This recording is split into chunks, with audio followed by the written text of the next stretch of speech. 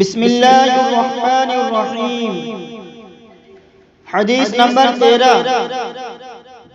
قال النبی صلی اللہ علیہ وسلم: من يرد اللہ به خیرا یصب منہ۔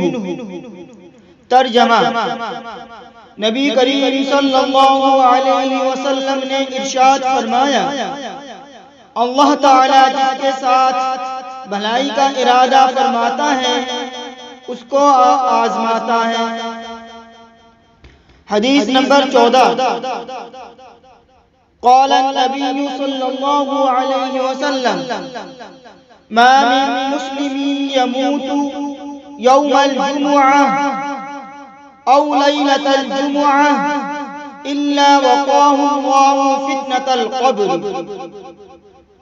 ترجمہ: نبی کریم صلی اللہ علیہ وسلم نے ارشاد فرمایا، جس مسلمان کو جمعہ کے دن یا جمعہ کی رات موت آتی ہے، اللہ تعالیٰ اس کو فتنہ قبر سے محفوظ فرما دیتا ہے۔